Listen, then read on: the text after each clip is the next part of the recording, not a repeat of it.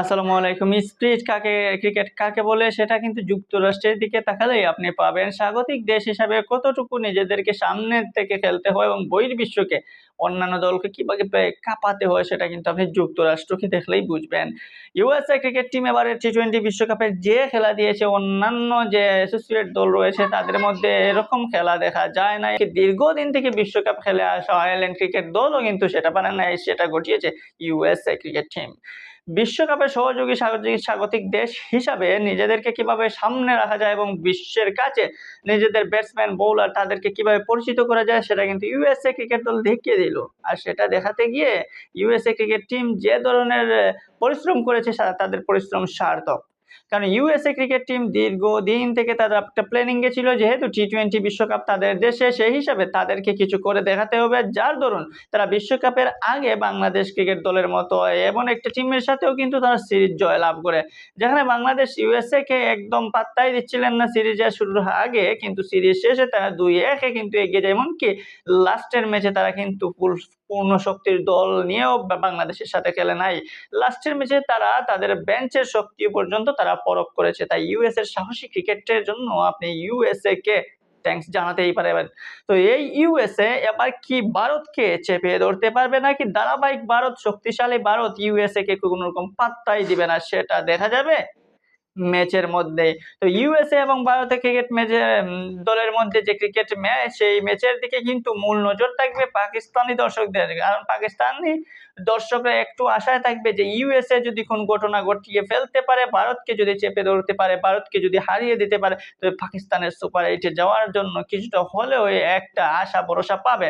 অপরদিকে কিন্তু পাকিস্তান ভারতকেও সমর্থন দিতে চাইবে এক পর্যায়ে। কারণ যদি ভারত ইউএসএ কে বড় ব্যবধানে ইউএসএ এর সাথে জয়লাভ করতে পারে, তবে কিন্তু পাকিস্তানের জন্যই লাভ।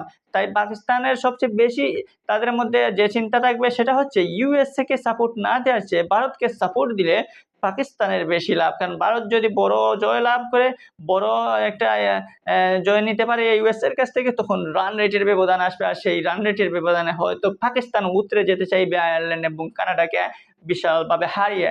আর সেই জন্য ইউএসএ এবং ইন্ডিয়ার ম্যাচ পাকিস্তানিদের জন্য ইম্পর্টেন্ট, সাথে আমেরিকান মানুষের জন্য খুবই ইম্পর্টেন্ট। কারণ আমেরিকা ভারতের মতো একটা শক্তিশালী দলের বিপক্ষে খেলতে নামছে, আর সেই ম্যাচে যদি ভারতকে আটকাতে পারে তবে তাদের সুনাম, তাদের নামটা কিন্তু বিশ্ব ক্রিকেটে ছড়িয়ে পড়বে। আর জানেনই তো, ভারতকে হারাতে পারলে একটা প্লেয়ার যেরকম পারফরমেন্স করে ম্যাচে, সেই প্লেয়ারের পারফরমেন্সের দাম কতটুকু বাড়িয়ে দেয় ভারতীয় ক্রিকেট বোর্ড। কারণ দেখা যায় ভারতের বিপক্ষে যারাই ভালো খেলে তাদেরকে কোনো না কোনোভাবে আইপিএল এর অংশ করতে ভারত ক্রিকেট দল সবসময় চায়। আর সেই হিসাবে ইউএস এর ক্রিকেটার অ্যারন জোন্স বা অন্যান্য কোর অ্যান্ডারসন বা অন্যান্য যারা প্লেয়ার আছে তাদের কিন্তু এই সুযোগ, কনাক প্যাটেলদের এই সুযোগ ভারতের বিপক্ষে ভালো একটা পারফরমেন্স করে ভারতকে একটু কাঁপিয়ে দিতে পারলেই তাদের নাম বাড়বে, তাদের সুনাম বাড়বে। তো ভারত ক্রিকেট দল হয়তো আমেরিকাকে এত ছোটভাবে নেবে না, কারণ দেখেছে যে আমেরিকা পাকিস্তানকে কিভাবে হারিয়েছে। তাই ভারত ক্রিকেট দলও কোনো ধরনের পরীক্ষা ছাড়াই চাইবে আমেরিকাকে সহজভাবে হারিয়ে দিতে। তবে এই ম্যাচে হয়তো ভারত ক্রিকেট দল তাদের বেঞ্চ পরীক্ষা করতে পারে, যজবেন্দ্র চাহাল কিংবা কুলদীপ যাদব ম্যাচে আসতে পারেন। তাই ভারতীয় ক্রিকেট দল যে এত শক্তিশালী, তাদের বেঞ্চের পাওয়ারও কিন্তু তারা দেখতে পারে। তবে দিন শেষে ক্রিকেটটা সুন্দর, আর সেই সুন্দর ক্রিকেটটা হয়তো দেখা যাবে ইউএসএ এবং ভারতের ম্যাচের মধ্য দিয়ে। তাই অপেক্ষায় থাকুন ইউএসএ ভারত ম্যাচে কে জিতে। তবে জিতার পাল্লাটা কিন্তু ভারতের পক্ষেই বেশি।